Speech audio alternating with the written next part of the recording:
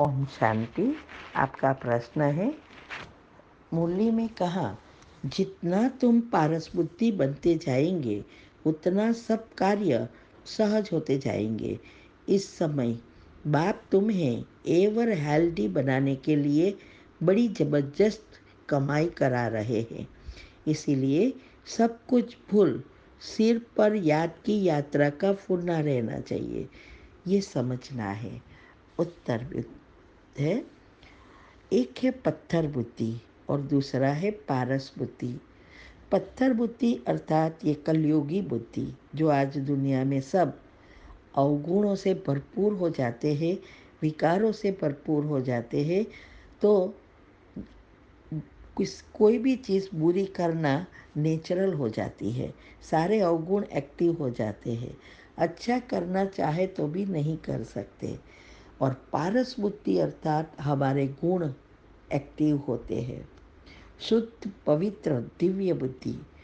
और इसके लिए ही बाबा ने कहा कि जब हम हमारी बुद्धि को शुद्ध पवित्र बनाते हैं तब हर कार्य सहज हो जाता है, क्योंकि हमारी पॉजिटिविटी नेचुरल हो जाती है और हमारा सूक्ष्म शरीर भी साफ होता है और विचारों पर पूरा कंट्रोल आ जाता है, इंद्रियों हमारे वश में आ जाती है। इसीलिए बाबा ने कहा कि ये पारस बुद्धि बनाने बाबा आया है और मनुष्य से देवता बनाने और नई सृष्टि की रचना करने। इसीलिए हमें इसकी बातों को, एक एक बातों को समझकर जीवन में प्रैक्टिकल करना है। दुनिया में आजकल बहुत होशियार है, आईक्यू बहुत ऊंचा है, लेकिन वो स्थूल बुद्धि है और स्थूल बुद्धि से हम देवता नहीं बन सकते। जब हम गुणों का चिंतन, आत्मा परमात्मा का चिंतन करते हैं तो हमारी बुद्धि सूक्ष्म पवित्र बनती है।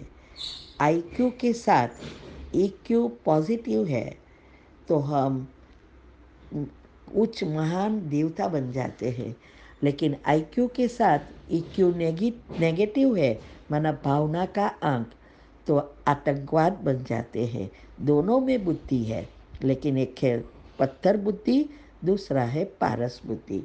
इसीलिए बाबा कहते हैं कि बाबा आया ही है हमें हेल्दी वेल्दी हैप्पी बनाने। तो हमें इसके लिए जो विधि बता रहे हैं कि हिसाब किताब कैसे चुकतू करना, कैसे पुण्य का खाता भरना और कैसे उच्च पद के लायक बनाना।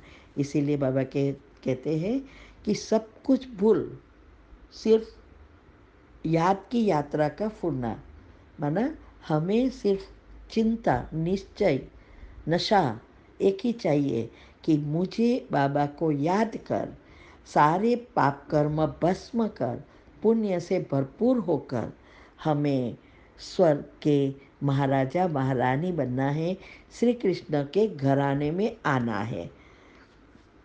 तो हमारा पुरुषार्थ ही है, हाँ, मन बुद्धि से सब कुछ भूलना, डिटैच।